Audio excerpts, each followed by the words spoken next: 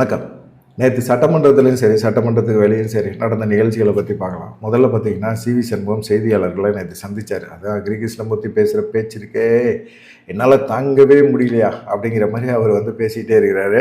Agri Krishnamurthy Edappadi பழனிசாமிக்கு போடுற ஜால்ராவை நிப்பாட்டணும். Agri Krishnamurthy உண்மைக்கு புறம்பான ஒரு தகவல்களை சொல்லிக்கிட்டே இருக்கிறாரு. எங்களை வந்து இந்த எடப்பாடி பழனிசாமிக்கு எதிராக செயல்படுறாங்கல்ல, அவங்கள வந்து தரந்தாழ்த்துறேன்னு சொல்லிட்டு எடப்பாடி பழனிசாமியை தரந்தாழ்த்திட்டு தான் இருக்கிறாரு.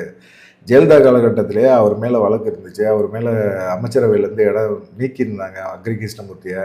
அக்ரி கிருஷ்ணமூர்த்தி அமைச்சரவையிலே கிடையாது அவர். அது இல்லாமல் மிக முக்கியமான ஒரு தலைவரும் கிடையாது. இன்றைக்கி எடப்பாடி பழனிசாமி கூட இருக்கிறது யாருமே கிடையாது. எல்லாருமே வந்து விலகிட்டாங்க. விலகி அவரை விட்டு எதிர்த்து அவரை நிற்கிறாங்க. அப்படிங்கும்போது அவருக்கு வந்து சப்போர்ட்டுக்கு பேச்சு துணைக்கு ஒரு ஆள் வேணும் அப்படின்னு சொல்லி அக்ரி கிருஷ்ணமூர்த்தியை கூப்பிட்டு வந்து கொறடா வாங்கிட்டார். ஒன்றுமே இல்லாமல் இருக்கிறவனுக்கு, திண்ணையில் கிடந்தவனுக்கு திடுக்குன்னு வந்துச்சான் யோகம் அப்படிங்கிற மாதிரி இவர் வந்து என்ன செய்கிறாரு, அக்ரி கிருஷ்ணமூர்த்திக்கு இப்போ கொறடா அப்படின்னு சொல்லி ஒரு பொறுப்பை கொடுத்தோன்னா அவர் எப்படியெல்லாம் பேசணுமோ, எடப்பாடி பழனிசாமி எப்படியெல்லாம் புகழ்ந்து பேசணுமோ அதை புகழ்ந்து பேசுகிறாரு. பக்கத்தில் இருக்க எடப்பாடி பழனிசாமிக்கு கூடியா கொஞ்சம் ஏன் இவ்வளோ புகழ்ந்து பேசுகிற, எனக்கே கொஞ்சம் வெக்கமாக இருக்கியா அப்படின்னாவது ஒரு வார்த்தை சொல்லணும்ல, அதுன்னு சொல்கிறது கிடையாது. இவங்களை எல்லாத்தையுமே எடப்பாடி பழனிசாமிக்கு எதிராக செயல்படுறவங்க எல்லாத்தையுமே அவர் வந்து கொஞ்சம் அவதூறாகவே பேசுகிறாரு, இல்லை அதிகபட்சமாகவே அவதூறாகவே பேசுகிறாரு அப்படின்னா வச்சுக்கலாம். அதுக்கு தான் சிவி சண்முகம் பேசுகிறாரு. எங்களை பேசுறதுக்கு உனக்கு என்ன தகுதி இருக்குது? நீ அதிமுகவில் வந்து விரட்டி அடிக்கப்பட்ட, அதிமுகவில் அம்மா காலகட்டத்தில் ஒதுக்கப்பட்ட, ஒன்றுமே கிடையாது உனக்கு. இன்னைக்கு என்ன உனக்கு? 2026 தேர்தலில் அதிமுக எதிர்கட்சியாவது உட்காந்துருக்கா? எதிர்கட்சியாக கூட வர்றதுக்கு தகுதி இல்லை அப்படின்னா இதுக்கு யார் பொறுப்பேற்றுக்கணும்? தலைமை தான் பொறுப்பேற்றுக்கணும். இன்றைக்கி தலைமைக்கு யார் இருக்கா? எடப்பாடி பழனிசாமி. எடப்பாடி பழனிசாமியே ஏன் நம்ம தலைமை கொண்டு வந்தோம்? அன்னைக்கு எடப்பாடி பழனிசாமி வந்தால் நல்லா இருக்கும்னு நினச்சோம். சரி, வந்த பிறகாவது அவர் வந்து அதிமுகவை ஒரு வெற்றி பெறுறதுக்கு ஏதாவது ஒரு இதை செய்கிறாரா, இல்லை ஆலோசனை பண்ணுறாரா, இல்லை நாங்கள் சொல்கிற விஷயங்களை கேட்குறாரா? அது எதையுமே கேட்க மாட்டேங்கிறாரு எடப்பாடி பழனிசாமி. அப்படி இருக்கும்போது எப்படி எடப்பாடி பழனிசாமியை தலைமையை ஏற்றுக்க முடியும்? 47 தொகுதிக்கும் ஜெயிச்சதுக்கு எடப்பாடி பழனிசாமி தான் காரணம் அப்படின்னா, மீதி இருக்கிற 234 தொகுதியில் மீதி தொகுதியில் அதிமுக கூட்டணி தோற்றுருக்குதே, அதுக்கு யார் காரணம்? அப்போ வந்து அங்கே இருக்கிற மாவட்ட செயலாளர் தான் காரணமா? இப்போ வெற்றியை பெற்ற தொகுதிகளுக்கு மட்டும் எடப்பாடி பழனிசாமி பொறுப்பேற்றுக்குவார், ஆனால் தோற்று போனவங்க இடத்துக்கு மட்டும் மாவட்ட செயலாளர் தான் பொறுப்பேற்றுக்கணும்னா இது என்ன ஒரு இது? எந்த வெற்றியோ தோல்வியோ இதை வந்து எடப்பாடி பழனிசாமி யார் தலைமையில் இருக்காங்களோ அவங்க தான் ஏற்றுக்கணும். இப்போ வந்து எடப்பாடி பழனிசாமி விழுப்புரம் தொகுதிக்கு வந்து ஒரு 10 பைசா கூட காசு தரல. அங்கே ஜெயிக்கணும் அப்படின்னா யார் செலவு பண்ணுறது? எல்லாம் கட்சிக்காரங்க, வேட்பாளர்கள், இவங்க தான் செலவு பண்ணியிருக்காங்க. இப்போ மயிலம் தொகுதியில் சிவி சண்முகம் ஜெயிக்கிறதுக்கு அவர் செலவு பண்ணியிருக்காரு. அதே போல் தான் ஒவ்வொருத்தவங்களும் அவங்கவுங்க இது பண்ணியிருக்கிறாங்க. அப்படி இது பண்ணி மாவட்ட செயலர்கள் வந்து செலவு பண்ணி போராடி இருக்கிறாங்க. எடப்பாடி பழனிசாமி காசு கொடுத்துருக்கலாம், கட்சி காசு கொடுத்துருந்தா ஓரளவுக்கு அது அதிமுக ஜெயிச்சிருக்கும். இவர் நம்மளை நம்பலையே, யாரையுமே நம்பலையே. இவரோட சொந்தக்காரன் பையன், அவங்க உறவினர், இவங்கள மட்டும் நம்பி காசை கொடுத்து ஓட்டு போடுங்க அப்படின்னா எப்படி ஓட்டு போடுவாங்க? இப்படி தான் கேட்குறாரு. இப்போ ராகுல் காந்தி இருக்கிறாரு, காங்கிரஸ் தொடர்ந்து தூக்குது.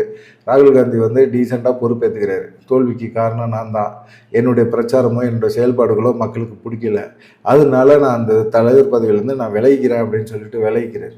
அவர் ஒரு மனுஷன், ஜென்டில்மேன். ஆனால் இங்கே இருக்கிற எடப்பாடி பழனிசாமி தோற்றதுக்கான ஒரு காரணத்தை ஏற்றுக்கவே மாட்டேங்கிறார். என்ன காரணம்னு சொல்லவும் மாட்டேங்கிறார். மாவட்ட நிர்வாகிகளை கூப்பிட்டு வச்சு ஆலோசனை பண்ணி தோற்றதுக்கான காரணம் நீங்கள் தான் அப்படின்னு சொல்லி அவங்க மேலே பழியை தூக்கி போட்டுறதுல மட்டும்தான் இருக்கிறார். இப்படி தான் தொடர்ந்து செய்கிறாரு. அப்புறம் எங்கே அதிமுக உருப்படும்? அதிமுக ஜெயிக்கும்? பொதுக்குழுவை கூட்டுங்க, தோல்விக்கான காரணம் என்னங்கிறத நாங்கள் சொல்கிறோம், நீங்கள் ஏன் கூட்ட மாட்டேங்கிறீங்க அப்படிங்கிற மாதிரி பயங்கரமான ஒரு போட்டு இப்படின்னு பிடிச்சி விட்டார். அது இல்லாமல் தேமுதிக கூட்டணிக்கு வராததுக்கு நாங்கள்லாம் காரணமே கிடையாது, எடப்பாடி பழனிசாமி தான் காரணம். தேமுதிகவோட வரை பேச்சுவார்த்தை எஸ்பி வேலுமணி பண்ணார். தேமுதிக அதிமுகவோட கூட்டணி வைக்கணும்னு விருப்பப்பட்டாங்க.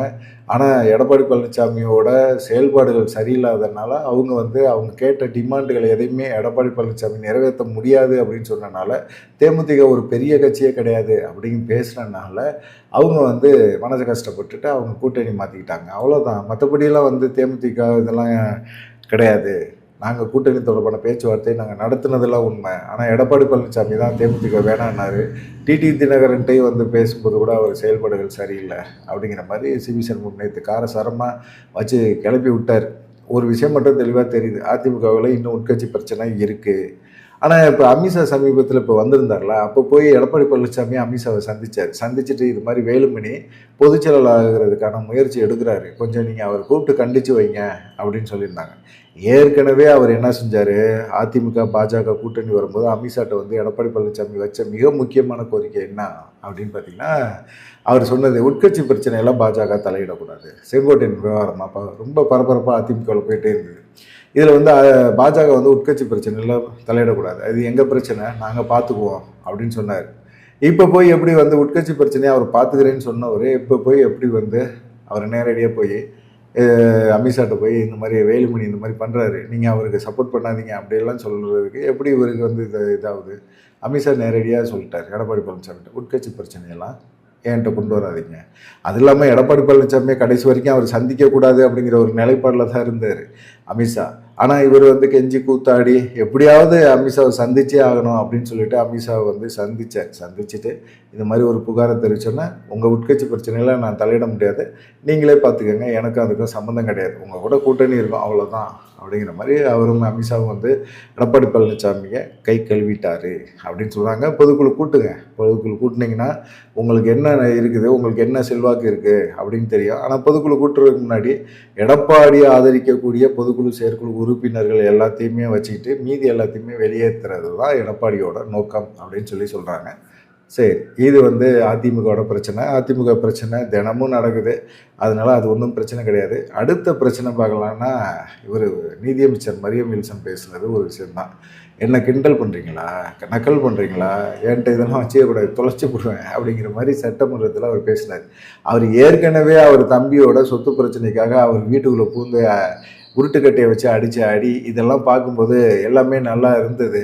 இது அது இல்லாமல் வந்து இவங்க சட்டசபைக்குள்ளே வந்து நான் கிறிஸ்டியானிட்டி, நீங்கள் கிறிஸ்தவர்கள் தான், நாங்கள் அதை பற்றிலாம் கவலைப்படலை, அதை பற்றி யாருமே வந்து கேட்கலை, பேரை வச்சாலே தெரியும், கிறிஸ்தவம் வந்து எங்களை வந்து இந்த மாதிரி தான் மொழிகள் கற்றுக் கொடுத்துருக்கு, எங்களுக்கு நான் பேசுகிற லாங்குவேஜே அப்படி தான், 20 வருஷமாக நான் வந்து எஜுகேஷனல் பீரியடில் இருக்கேன், லைனில் இருக்கேன், எனக்கு வந்து ஆங்கிலத்தில் பேசி தான் பழக்கம், ஆங்கிலத்தில் பேசி தான் நான் எல்லாத்துலேயும் பழகினேன், அதனால என்னால் உடனே மாற்றிக்க முடியாது, வேணா நான் மாற்றிக்கிறேன், தமிழ் உச்சரிப்பு சரியில்லை. ஏன்னா ஒரு நிதியமைச்சர் அப்படின்னு சொல்லி அவர் பேசின எல்லா விஷயமுமே ட்ரோல் மெட்டீரியலாக ஆயிடுச்சு, பயங்கரமாக ட்ரோல் மெட்டீரியல் ஆயிடுச்சு. அவர் பேசின ஒவ்வொரு விஷயமும் பார்த்திங்கன்னா காமெடியாக இருந்துச்சு. எப்படி அப்படி தமிழை போட்டு கொதறி பேசுகிறீங்க அப்படிங்கிற ஒரு கேள்வி எல்லாத்துக்குமே எழுந்தது. நேற்று கூட முதலமைச்சர் விஜய் சொல்கிறாரு, தமிழ் தாய் வாழ்த்த முதல் பாடணுங்கிறாரு, தமிழ் தாய் என் உயிர், என் உணர்வு, என் ரத்தம், அப்படி இப்படியெல்லாம் பேசுகிறாரு. சரி, பேசுகிறவர் வந்து இப்போ வந்து என்ன சொல்கிறாங்க, தமிழில் வந்து கொதறி பேசுனா அது என்னுடைய லாங்குவேஜ் அப்படி தான் இருக்கும், உங்களால் ஏற்றுக்க முடியலன்னா வெளியே கிளம்பி போங்க அப்படின்னு பேசுகிறது, நிதியமைச்சர் பேசுகிறது சரி கிடையாது. அதுக்கு சபாநாயகர் என்ன சொல்கிறாரு அப்படின்னா, நீங்கள் வந்து அம்மா காலகட்டத்திலே வந்து பார்த்திங்கன்னா தமிழ் இங்கிலீஷ் ரெண்டுலேயும் பேசலாம். அம்மா காலகட்டத்தில் ஒருத்தர் அதிமுக ஒருத்தர் இருந்தார், அவர் கோவிந்தன் சொல்லிட்டு, அவர் வந்து தெலுங்குலாம் பேசுவார், தமிழ் தெலுங்கை மாற்றி மாற்றி பேசுவார். அதனால அம்மா கூட சொல்லுவாங்க, நீங்கள் தெலுங்குலேயே பேசுங்க, தெலுங்குலேயே நான் பதில் சொல்கிறேன் அப்படின்னு சொல்லுவாங்க. அப்போ நேரடி ஒளிபரப்புலாம் இல்லை, இப்போ பார்க்குறாங்க, நேரடி ஒளிபரப்புலாம் பார்க்குறாங்க, நிறைய பேர் பார்க்குறாங்க. நீங்கள் நிதியமைச்சராக இருக்கிறீங்க, நீங்கள் பேசுகிறீங்க, நீங்கள் பேசுகிற விதத்தை வந்து மக்கள் கவனிக்கிறாங்க. நீங்கள் ஆங்கிலத்திலே பேசினாலும் அவங்களுக்கு புரியணும்ல, புரிகிற பாஷையில் பேசுங்க அப்படிங்கிறது சொல்கிறது ஒரு தப்பா? அதுக்கு வந்து என்னை கேலி பண்ணுறீங்களா, கிண்டல் பண்ணுறீங்களா அப்படின்னு மைக்கை, இது என்ன பழக்கன்னே தெரியல, மைக்கை டக்கு டக்குன்னு போட்டாங்கன்னா அவங்க கோபமாக இருக்காங்கன்னு அர்த்தமா. இது செங்கோட்டையன் நிறைய பண்ணுறாரு, மரியம் வில்சன் நேற்று இது மாதிரி பண்ணார். இதெல்லாம் பார்க்கும்போது ஒரு இதாக இருக்குது. அவர் என்ன சொன்னார், கடையநல்லூர் சட்டமன்ற உறுப்பினர் ராஜேந்திரன் என்ன பேசினார், அவர் மதிமுக இப்போ திமுக எம்எல்ஏவாக இருக்கார், அவர் என்ன பேசினார், நிதியமைச்சர் ஒரே பேசும்போதெல்லாம் பார்த்தீங்கன்னா, நான் வந்து ஒரு தமிழ் ஆர்வலர், எனக்கு வந்து தமிழை நல்லா பேசுகிறவங்கள பிடிக்கும், அது இல்லாமல் தமிழை குதறி பேசுகிறவங்கள எனக்கு சுத்தமாக அது திருத்திக்கங்கன்னு சொல்ல தான் தோணும். தமிழ்நாட்டில் பிறந்துட்டு தமிழனாக பிறந்துட்டு தமிழ் பேசுகிறதுல என்ன இருக்குது? ராஜ்மோகன், அமைச்சர் ராஜ்மோகன் இவங்கெல்லாம் என்ன, எதிர்கட்சி தலைவர் உதயநிதி என்ன சங்கத்தமிழை பேசுகிறாரு? நீ சங்கத்தமிழே பேச வேணாம், ஒரு சாதாரண தமிழை கொஞ்சம் குழப்பம் இல்லாமல் பேசுங்க அப்படின்னு ஒரு உறுப்பினர், சட்டமன்ற உறுப்பினர் ராஜேந்திரன் சொல்கிறத எதுக்காக நாங்கள்லாம் பயங்கரமான கோபக்காரனுங்க அப்படிங்கிற மாதிரி காட்டுறீங்க? எதுக்காக அந்த பிம்பத்தை உருவாக்குறீங்க? உங்களுடைய ஆங்கில உரை நல்லா இருக்குன்னு சொன்னார்ல, நீங்கள் ஆங்கிலத்தில் தான் 20 வருஷமாக பேசிகிட்டு இருக்கீங்கன்னு சொன்னீங்கல்ல, அப்போ உங்கள் தம்பியை போய் அடிக்கும்போது அப்போ பேசின கெட்ட வார்த்தையெல்லாம் பயங்கரமான வீடியோ வைரல் ஆகிட்டுருக்கேன். அந்த வீடியோலெல்லாம் தமிழ் சரளமாக வருது. உங்களால் ஒரு 2.5 மணி நேரம் நின்று படிக்க முடியாது. படிச்சிங்க அப்படின்னா அது ரொம்ப கஷ்டம் உங்களுக்கு. அதனால தான் உங்களுக்கு குழம்பி போச்சு. குழம்பி நல்லா தான் இது பண்ணிட்டீங்க. அதே இதில் வந்து எனக்கு தமிழ் இப்படி தாங்க நாங்கள் பேசுவேன் அப்படின்னு சொல்கிறத விட்டுட்டு, ஒரு அமைச்சர், பொதுவான அமைச்சர், தமிழ்நாட்டு மக்களால் தேர்ந்தெடுக்கப்பட்டு தமிழ்நாட்டுக்கு ஒரு அமைச்சராக இருக்கிறீங்க. தமிழ்நாட்டு மக்கள் விரும்புகிறத ஒரு எம்எல்ஏ சொல்கிறாரு அப்படின்னா அதை கேளுங்க. சரிங்க மாற்றிக்கிறேன், அடுத்த பட்ஜெட் கூட்டத்தொடருக்குள்ளே நான் தமிழை மாற்றிக்கிறேன், தமிழ் எனக்கு நல்ல உச்சரிப்போடு நான் பேசுகிறேன் அப்படின்னு சொல்லுங்கள். அதில் என்ன தப்பு இருக்குது? என்ன கிண்டல் பண்ணுறீங்களா அப்படின்னு பேசுகிறது என்ன இருக்குது? அவர் என்ன சொன்னார்? அடுத்த சட்டமன்றத்திலாவது அடுத்த பட்ஜெட்டு தாக்கலையாவது நிதியமைச்சர் வந்து நல்ல ஒரு தூய தமிழில் பேசணும் அப்படின்னு சொன்னார். இந்த பட்ஜெட் அப்படிங்கிற ஒரு விஷயத்த கூட சபாநாயகர் சொல்லி காட்டினார். தமிழ் ஆர்வலர் அவர் ராஜேந்திரனை. ஆனாலும் வந்து பட்ஜெட்டுன்னு ஒரு 11 தடவை சொன்னார் அப்படின்னு சொன்னார். சரி அதெல்லாம் விட்டுருவோம் நம்ம. ஏன்னு கேட்டிங்கன்னா அவர் வந்து அந்த மாதிரி பேசுகிறது வந்து யாருக்குமே பெருசாக பிடிக்கல. நிதியமைச்சர் பேசினது ஒரு விஷயம் வந்து கேட்கும்போது பார்த்திங்கன்னா இப்படி தான் இருக்குது. கிட்டத்தட்ட 70 நாளில் வந்து நாங்கள் வந்து நிறையா பணத்தை வந்து கருவூலத்துக்கு கொண்டாந்துருக்கோம், ட்ரெஷரிக்கு கொண்டாந்துருக்கோம். 65 நாளில் வந்து 15,000 கோடி கருவூலத்துக்கு வந்திருக்கு அப்படின்னு சொல்லி, இதெல்லாம் வந்து எளிதான காரியம் கிடையாது. ஒட்டுமொத்த அமைச்சர்களோட உழைப்பு இருக்குது இதில், அப்படி இப்படிலாம் பேசினார். நான் பைபிள் படிச்சிருக்கேன், பைபிள் படிக்கிறேன், எனக்கு வந்து நான் கிறிஸ்டியானிட்டி, எனக்கு வந்து அன்பு மொழி, அஹிம்சை மொழி, இந்த ஆதரவு மொழி, அப்படி இப்படின்னு என்னென்னவோ 3 மொழியை சொன்னார். இந்த மொழியெல்லாம் எனக்கு தெரியும். தமிழை வந்து சுத்தமாக படித்தவங்களுக்கு வந்து நல்ல தூய்மையான தமிழ் இருக்கவங்களுக்கு இந்த அன்பு மொழியெல்லாம் தெரியாது அப்படின்னு சொல்லி அவர் பேசின ஒரு விஷயம் இருக்குல்ல. இங்கே வந்து மத சாயம் பூசுகிற மாதிரியோ மதத்தை பற்றி வந்து என்ன சொல்கிறது அதை பிரச்சாரம் பண்ணுற மாதிரியோ இருக்குது. அந்த மாதிரி இவங்க பேசுகிறது தப்பு. அது இல்லாமல் என்னுடைய பாணி இதுதான், என்னை மாற்றிக்க முடியாது, நீங்கள் வேணால் உங்களை மாற்றிக்கங்க, உங்களுக்கு பிடிச்சா சட்டசபையில் இருங்க, இல்லைன்னா வெளியே கிளம்பி போங்க அப்படின்னு பேசுகிறது, அதை முதலமைச்சர் விஜய் ரசிக்கிறது, புஸ்லி ஆனந்த், ஆதவர்ச்சனா இந்த போன்ற சில்வண்டுகள் எல்லாமே யோசிக்கிறது. இதெல்லாம் பார்க்கும்போது நமக்கே கஷ்டமாக தான் இருக்குது. சட்டசபையை நீங்கள் லைவ் பண்ணிவிட்டு ஒரு மாதிரி காமெடி ஷோ மாதிரி கலக்க போகுது யார் மாதிரி நடத்திக்கிட்டு இருக்கீங்க அப்படிங்கிற ஒரு விமர்சனமே இருக்குது. சரி, இதை தாண்டி ஒருத்தர் நம்ம எம்ஆர்கே பன்னீர்செல்வம் கூட பேசும்போது கூட சாமி அமைச்சர் அப்படின்னு பேசினார். பெரும் விவசாயிகளை பற்றி பேசும்போது கூட நம்ம நேருக்கு கூட 1000 ஏக்கர் இருக்குது, 1000 மாடு வளர்க்குறாரு, இது மாதிரி பண்ணுறாரு, அப்படி இப்படியெல்லாம் பேசினார். அதே போல் வந்து நம்ம ஏவா வேலு கூட டிராக்டர் ஓட்டுவார், வரப்பெல்லாம் கட்டுவார் அப்படிங்கிற மாதிரிலாம் பேசினார். அப்போ செங்கோட்டையில் எழுந்திரிச்சு இதெல்லாம் இப்படிலாம் பேசாதீங்க, அவங்கள சிக்கலில் விட்டுறாதீங்கன்னு சொல்லி ஒரு மாதிரி சிரிப்பாக போயிட்டு இருந்தது. அப்போ நம்மால் அறநிலையத்துறை அமைச்சர் ரமேஷ் இருக்கார்ல, அவர் எந்திரிச்சு ஒரு பேச்சு பேசுகிறேன், நம்மளும் ஒரு பதிவு பண்ணணும் அப்படின்னு சொல்லிட்டு இன்னொரு பெரு விவசாயியை விட்டுட்டாரு அப்படிங்கிற மாதிரி அவர் சொன்னார். யார் அது பெரு விவசாயி அப்படிங்கிற மாதிரி அவர் யோசிச்சோன்னே அப்போ தான் சொல்கிறாரு, கரும்பு தோட்டத்துக்குள்ளே காங்கிரீட்டு போட்டு போனவர் அப்படின்னு சொல்லி முன்னாள் முதலமைச்சர் ஸ்டாலின் வந்து பேசினார். அதை தான் வந்து எல்லாருமே என்னது சின்ன பசங்கள்லாம் ஒரு அளவுக்கு மீறி பேசக்கூடாது, அவர் அரசியல் என்ன, ஒரு அனுபவம் என்ன அப்படிங்கிற லெவலில் பேசணும். ஆனால் வந்து எம்ஆர்கே பன்னீர்செல்வம் வந்து ஒரு நேக்காக ஒரு குத்துனார். சாமி அமைச்சர் இருக்கார்ல, சாமி அமைச்சர் அப்படின்னு சொன்னோன்னே முதலமைச்சர் விஜய் சிரிக்க ஆரம்பிச்சிட்டார். 2-3 நாளாக கடுமையான விமர்சனம், எங்கேயோ எதையோ பறி கொடுத்த மாதிரி எப்போ பார்த்தாலும் உட்காந்து இருக்கிறாரு, எதையோ சிந்திக்கிறாரு, அது மாதிரிலாம் சொல்லிக்கிட்டு இருக்கும்போது நேற்று என்னவோ ஒரு மாற்றம் வந்து முதலமைச்சர் விஜய்கிட்ட இருந்துச்சு. தொடர்ந்து அந்த ஒரு ஃபேஸே வந்து ஒரு உற்சாகமாக வச்சுருந்தார். அடுத்தவங்க பேசுகிறத கவனிக்க ஆரம்பித்தார். இல்லைன்னா அவர் பாட்டுக்கு பின்னாடி தட்டிக்கிட்டே இருப்பாங்க, அவர் இப்படியே பார்த்துக்கிட்டே இருப்பார். அந்த மாதிரிலாம் இருந்ததெல்லாம் மாற்றி நேற்று கொஞ்சம் ரிலாக்ஸாக இருந்த மாதிரி இருந்தது. சரி, அதுவே சந்தோஷமாக தான் இருந்தது. ஆனால் இவர் வந்து எம்ஆர்கே பன்னீர்செல்வம் பேசினும்போது சாமி அமைச்சர் இருக்கார்ல அப்படின்னாரு. அவர் வந்து சாமின்னு எதை சொன்னார் அப்படின்னா அவருடைய சமூகத்தை தான் சொன்னார். ஏன்னா அந்த சாமி அமைச்சர் அப்படிங்கிறது அவருக்கு அறநிலையத்துறை அமைச்சருங்கிறது தெரியும். ஆனால் சாமி அமைச்சர்னு சொன்னோன்னா முதலமைச்சர் விஜய்க்கு சிரிப்பு தாங்க முடியல, பயங்கரமான சிரிப்பு. அதை தாண்டி அவர் பேசினது எல்லாமே அவர் இந்த ரீல்ஸுக்காக கரெக்டாக பேசி ரீல்ஸ் எப்படி பேசினா உழுவுங்கிறத தெரிஞ்சு வச்சு பேசுகிறாங்க, நீங்கள் இப்படி தான் பண்ணிகிட்டே இருக்கீங்கன்னு சொல்லி எம்ஆர்கே பன்னீர்செல்வம் வேறு பேசினார். சரி, இது சபாநாயகர் பேசினது இவங்க பேசினது எல்லாமே வந்து பயங்கரமாக ஒரு மாதிரி ஓடிக்கிட்டே இருந்தது. சரி, இதுதான் ஓடுது அப்படின்னா அப்புறமா இந்த அரசு ஊழியர்களுக்கான பழைய ஓய்வூதிய திட்டம் வரும் அப்படின்னு சொல்லி எதிர்பார்த்தாங்க. இவங்க தேர்தல் அறிக்கையிலே அதான் சொன்னாங்க, நாங்கள் வந்து டேப்ஸ் எடுத்துகிட்டு திமுக கொண்டு வந்த அந்த திட்டத்தை நாம்ஸ் எடுத்துகிட்டு நாங்கள் வந்து அரசு ஊழியர்களுக்கு பழைய ஓய்வு திட்டத்தை திரும்ப கொண்டு வருவோம் அப்படின்னு சொன்னார். ஆனால் அதில் வந்து பார்த்தீங்கன்னா, நேற்று திரும்பவும் டேப்ஸ் தான் கொண்டு வர போகிறாங்க.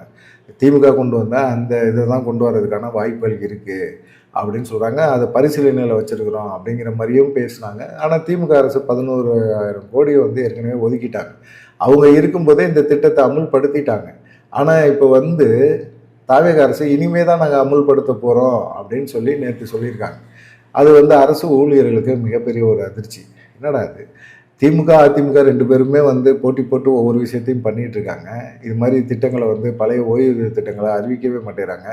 விஜய் ஆட்சிக்கு வந்தாருன்னா கண்டிப்பாக இந்த இதை பண்ணுவார் அப்படின்னு பார்த்தா அதையும் செய்யலை. 200 யூனிட் மின்சாரம் ஃப்ரீன்னு சொல்லிட்டு மின்சார கட்டணத்தை உயர்த்திட்டாங்க. அதில் 5 ஏக்கருக்கு குறைவாக இருக்கிறவங்களுக்கு வந்து விவசாய பயிர் கடன் தள்ளுபடி அப்படின்னு சொன்னவங்க அதையும் ரத்து பண்ணலை. இப்போ வந்து என்ன இந்த திட்டத்தையும் மேலேயும் கை வைக்கிறாங்க. பழைய ஓய்வு திட்டத்துக்கு பதிலாக டேப்ஸை வந்து திமுக அரசு கொண்டு வந்ததையும் திரும்பவும் நாங்கள் மறுபரிசீலனை செஞ்சு கொண்டு வர போகிறோம் அப்படின்னு சொன்ன அந்த விஷயம் வந்து மக்களுக்கு, அரசு ஊழியர்களுக்கு சுத்தமாக முதலமைச்சர் விஜய் மேலே பிடிக்கல. குறிப்பாக பார்த்தீங்கன்னா ராஜஸ்தான், ஜார்க்கண்டு, சத்தீஸ்கர், இமாச்சல பிரதேசங்களில் பழைய ஓய்வு திட்டத்தை வந்து ரத்து பண்ணிவிட்டு பழைய ஓய்வு திட்டத்தை திரும்பவும் புதுசாக ஒரு பழைய ஓய்வு திட்டத்தை ரத்து பண்ணியிருந்தாங்க. புதுசாக கொண்டு வந்திருந்தாங்க. அதுக்கப்புறமா இந்த மாநிலங்கள் எல்லாமே திரும்பவும் பழைய ஓய்வு திட்டத்தை கொண்டு வந்துட்டாங்க. அரசு ஊழியர்களுக்கு பணிஞ்சு கொண்டு வந்துட்டாங்க. ஆனால் இப்போது திரும்பவும் நாங்கள் அரசு ஊழியர்களுக்கு பழைய ஓய்வு திட்டத்தை கொண்டு வர முடியாது அப்படின்னு ஒரு இதை சொல்லியிருக்காங்கல்ல, இது மிகப்பெரிய அளவில் ஒரு சர்ச்சையாகும் அப்படின்னு சொல்லியிருக்காங்க. அரசு ஊழியர்கள் தாவேக அரசு மேலே கொஞ்சம் அதிருப்தியாக இருக்கிறாங்க அப்படிங்கிற ஒரு குற்றச்சாட்டையும் வைக்கிறாங்க. சரி, இதை தாண்டி இன்றைக்கி நீட் தேர்வில் வினாத்தாள் கசிவு, இதனால் மாணவர்கள் மன உளைச்சல், திரும்பவும் தேர்வு எழுதுனாங்க அப்படிங்கிற ஒரு காரணத்தை வச்சு நீட் தேர்வு ரத்து, அதுக்கு நாங்கள் வந்து சட்டமன்றத்தில் ஒரு தீர்மானம் கொண்டு வர போகிறோம் அப்படின்னு சொல்லி இன்றைக்கி கொண்டு வராங்க அப்படின்னு சொல்கிறாங்க. பார்க்கலாம், இது மாதிரி சம்பவங்கள் நிறையா நடந்துகிட்டு இருக்கு. தொகுத்து வழங்கியிருக்கிறோம். இது எப்படி இருக்குது அப்படிங்கிற ஒரு விஷயத்தை மறக்காமல் கமெண்ட் பண்ணுங்கள். நன்றி, வணக்கம்.